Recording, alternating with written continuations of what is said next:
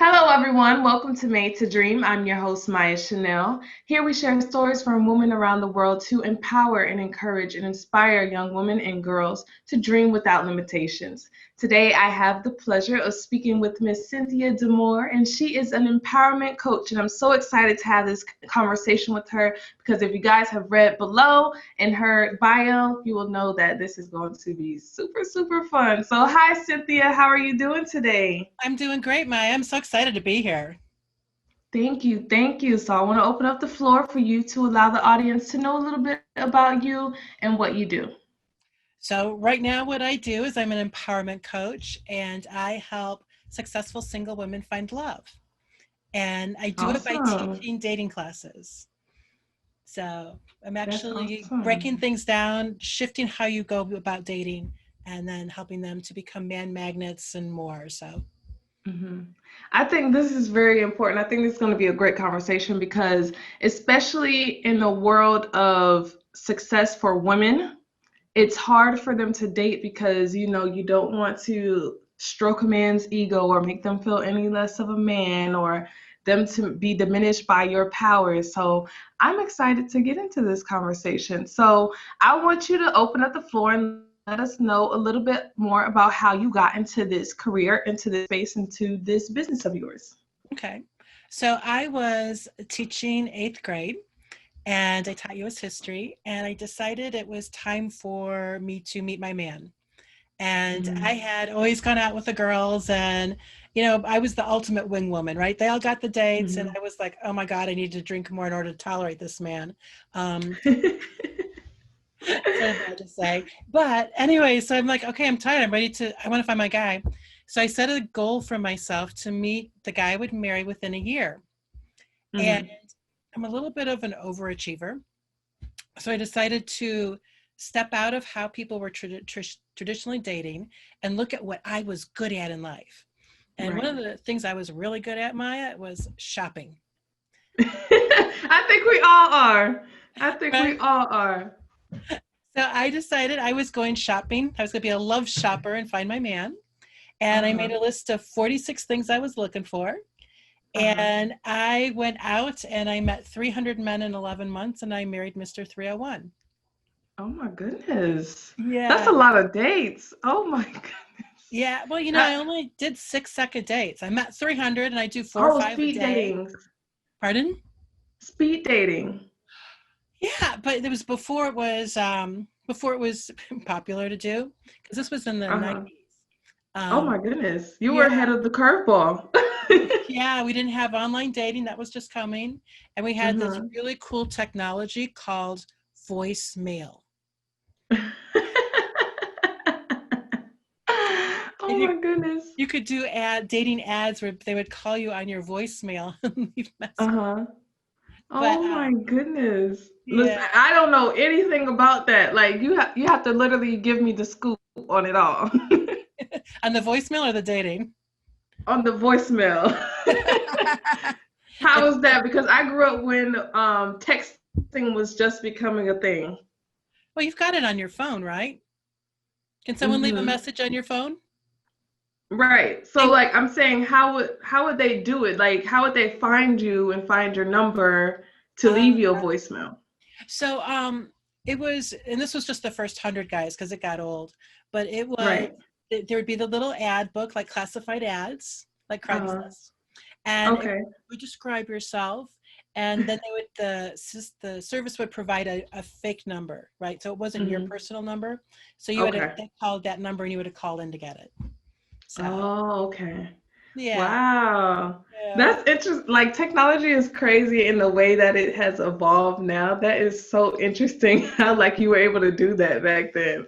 Oh my goodness. Yeah. So, so what would you say were some of your like most difficult obstacles when doing that back in the day? One of them was overcoming my friends. hmm Because and it's like whenever a lot of times when people want to step out into greatness or something new, you'll have your hmm friends who'll say, oh, what are you thinking, are you crazy? And Uh-huh. I had one say, you need to lose 20 pounds. I'm like, if he's going to marry me, he's going to love my curves. And Right. uh, so yeah, that was sort of interesting that was me getting set that I deserved this guy, whoever's going to find. Right. And then having certain friends who were like, "Oh, girl, what are you doing? You nuts?" I know when you're stepping out of the box, you're always going to have somebody. I mean, it's either friends or family or just anyone that's just going to be like, "What are you doing? This is not normal." But it's sometimes when you step out of the norm, that is when you find your passion, your purpose, and you find success in whatever that you're looking for. So let's talk a little bit more about this list because they always say make a list in what you want in a man. But sometimes you can't stick to that list. So how do you feel on that topic? Do you feel like you stick completely to the list, like everything on the list, or did you have to alter a little bit? Well, you know what I did? I only had 46 things on my list. Okay. So I Only had 46. Maya, my clients that work with me, my private clients, they get up to 130 things. Oh my goodness. And the last gal who got married had 127 in her man. So, Oh my goodness. well, if you don't, I didn't even know. I was thinking like 15 things was a lot. I started with 4 or 5: tall, dark, handsome, and rich. Richard Uh-huh. would also apply. That's what my grandma taught me. Oh my Um, goodness. yeah, but you know what it's like when you buy a car, right? Men, cars, dresses, they're all the same. You decide Mm-hmm. what you want. And then, like, if I decide I want to buy a red Mustang convertible, right? And Mm-hmm. I'm like dreaming about that red Mustang convertible. What do I see everywhere I go? A red Mustang. Mm-hmm. I noticed that because it's like when I say, oh my God, okay, I start looking maybe at a Jeep or something. Mm-hmm. I would not see Jeeps at all, but as soon as I'm like, okay, I'm interested in a Jeep, I see like Jeeps everywhere I turn, and I'm just like, wait, when did these just like come out of nowhere? Right. Well, why wouldn't it work with men? Cars, Right. men, dresses, there's the same. And Uh-huh. so with your list, you want to divide it up. What are the things that must have? That he's got to have it, otherwise you walk away. And then Mm-hmm. there's the things that are preferences, like Mm-hmm. nice to have. So like Right. for me, a must have was he had to be a dog man. Mm-hmm. I'm allergic to cats. I wanted a dog in my life. Uh-huh. And if he didn't like dogs, it was just not going to work. And so how many dogs do you have now? 2. Two. Yeah. Perfect. See, he's perfect for you. Perfect. Yeah. So let's jump into how you turned this passion for yourself, this self project, into your business. How did this all curate? How did you make this happen? It started out as a joke almost. I Uh-huh. got a call and people were like, how did you meet all these men? Why do you walk out and guys run to ask you out? And it still happens. But I love it. I love it. and so a friend called me and said, we've got this conference. We need someone for individual development. Would you do a program on how to meet people? And so Uh-huh. I started doing that just as a volunteer speaker. And then I Mm-hmm. decided, oh, I'm going to turn this in. This is my first business, Meet Mr. and Uh-huh. Ms. Right. And it was interesting, but when I did it, there was maybe this many books in the bookstore. We didn't have Mm-hmm. Amazon, just a bookstore. There might be 5 or 6 personal development books. Mm-hmm. Nobody talked about personal stuff. Like where we can go online now and you can say, oh my gosh, I have this issue. And people say, I've got it too, it sucks, or, whatever. Right. Back then, nobody talked about this stuff. So I was this Mm-hmm. crazy lady putting out these dating classes. And my Mm-hmm. first year, I got about 40 marriages.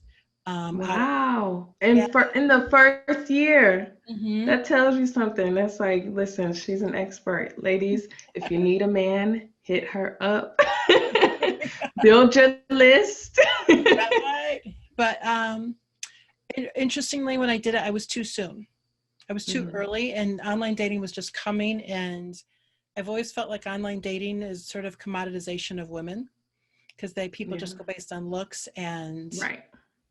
whatever. Not the So, personality and the full scope of it. yeah. So I took it all and Hmm. I became a leadership consultant because what is Hmm. dating but leadership, Right. right? You be a good dater, you can be a great Right. leader. Right, Um, because you have to know exactly what you want. And in order to know that, you have to be able to lead yourself.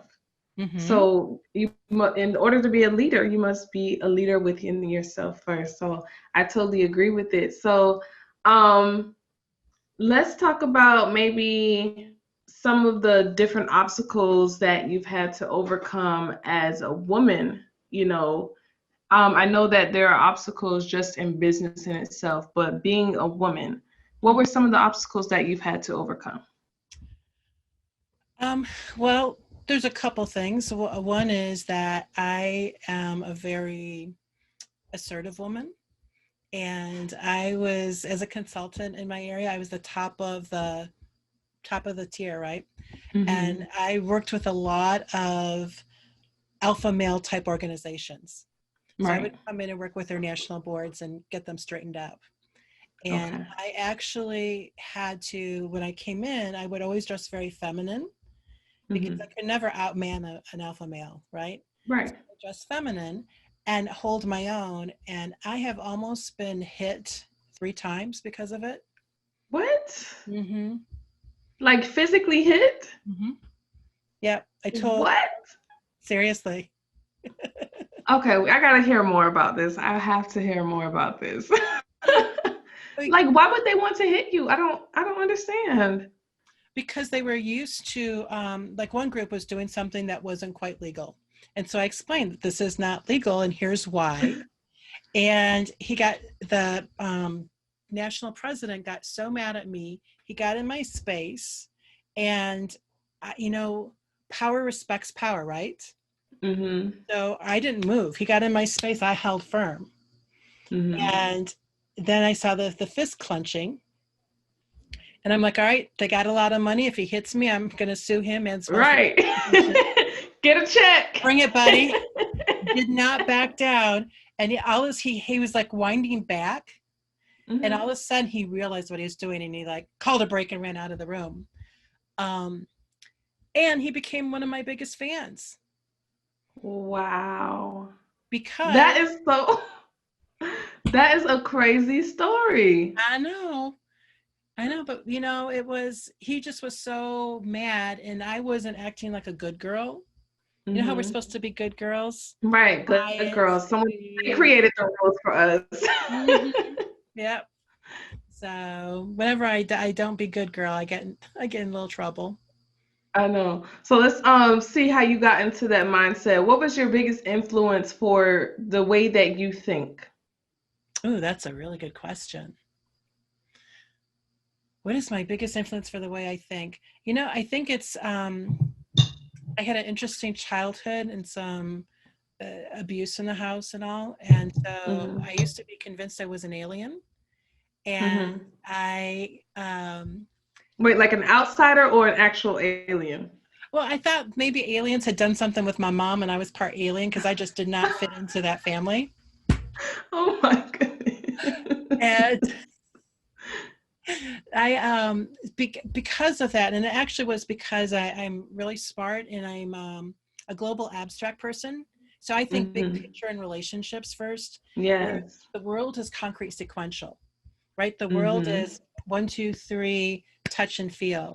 Where I Right. like spin ideas, and I'd be a billionaire if I got a penny an idea, right? Uh, Right.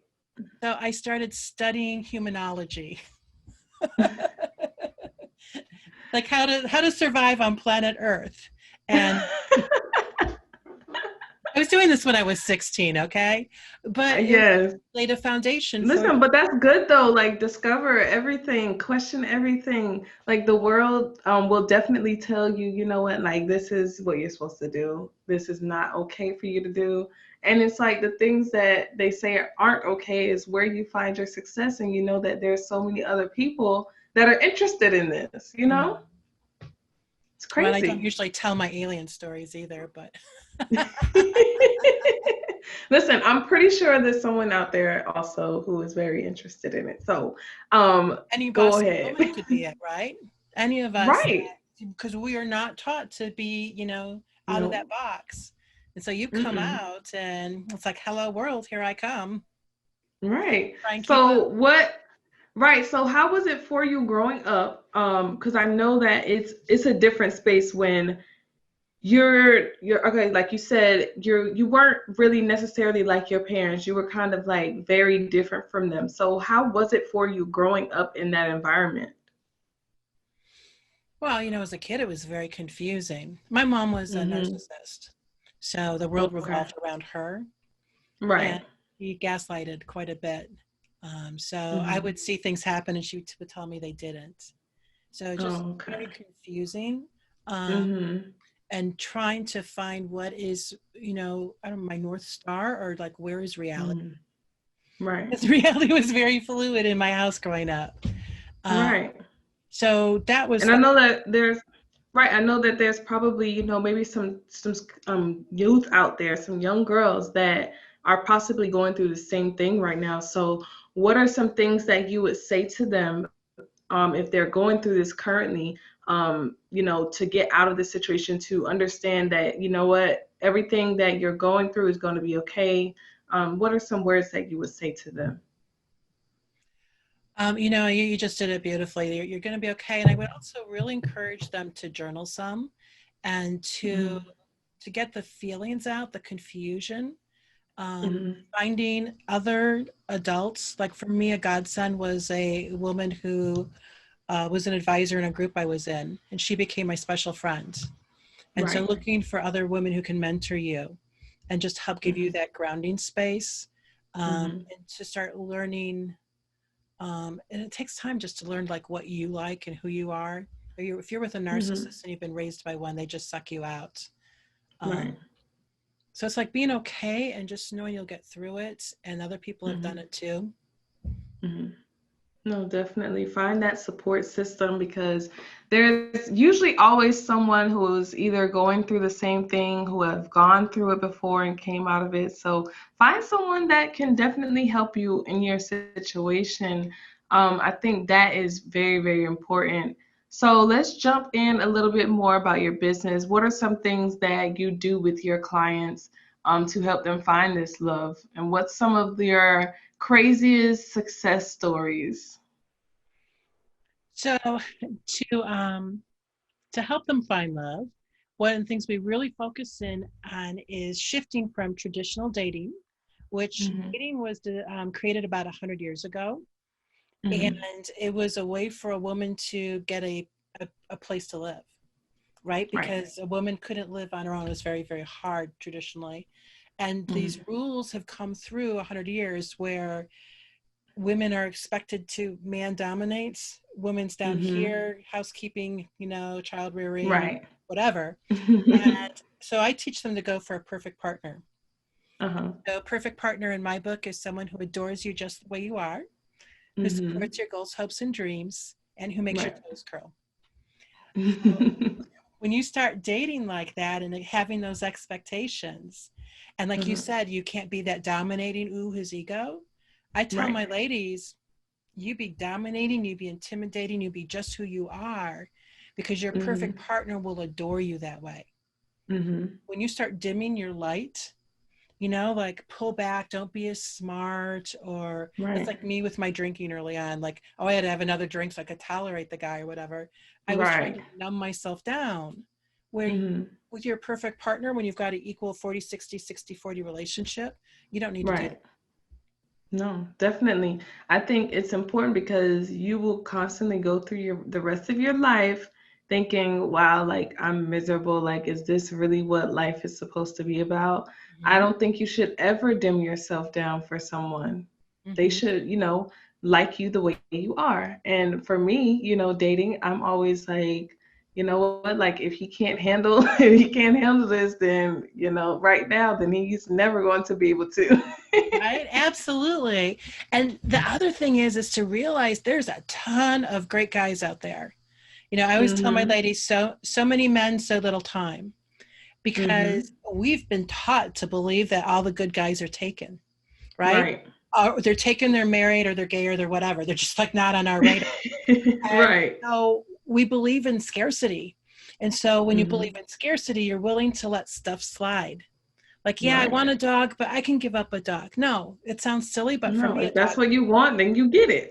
right? So being really comfortable with just saying next, oh, he's got Hmm. this, he's a next, and he can be a great guy. We're Hmm. taught to date resumes. Go Right. check out what he does, and he's a good one. He's a keeper. Well, Right. does he match who I am? Right. How Nope. does he treat me? Right? Nope. Nope. So what are some of your biggest inspirational stories with some of your clients that you have felt like, you impacted them in such a way that you didn't even know was possible? One of the interesting things that's come out as I've been doing this dating stuff, the second round, is that Mm-hmm. the more the women get into it, the more they flourish in their career and businesses. Mm-hmm. I've had one woman who increased her business something like 30 times over by working with me Wow. on dating. Mm-hmm. Another gal has had 2, 3 levels up the org chart, Mm-hmm. promotions in the year and a half we've been together. So Mm-hmm. it's been really interesting just to see, a lot of people I just work with 30 days. Let's get them up, let's get them in, get the men going. Right. But when they really embrace it, I've got one group where out of 10 women, I think 2 or 3 of them have relocated. Mm-hmm. They moved across the country, decided they didn't like where they were living and they wanted a fresh start. And Mm-hmm. so it's just really interesting how I think life is like a mobile. Is that like the things that hang Mm-hmm. on the baby's cribs? Right. We work on dating and it influences the rest of our life. So Mm-hmm. it's like, yeah, So okay. yeah, I think that's so interesting how, you know, just dating the right way can influence your career or your life in other ways. So let's talk a little bit more about that. Like, how does this correlation work? Well, a big part of if you're willing to shift from traditional dating to what I call delicious dating is Mm-hmm. you know that you are worth getting a man who adores you, Right. right? And so that's a huge step because traditional dating, you're taught to be subordinate. This one, it's coming in and like you're like, I'm all that, right? Mm-hmm. And whether I'm modest or I'm what, and you get the little mantras, and like Mm-hmm. people love to make me happy is one of the things. Mm-hmm. I'm going out spreading sunshine, and so when you Right. start looking at life that way, just with delight and joy, and allowing people, receiving, being willing to receive, Mm-hmm. it's Right. so much more juicy and delicious and fun to be in. I love it. So if you had to say one thing to women and Mhm. young girls to just dream without limitations, or even just to date without limitations, what would it be?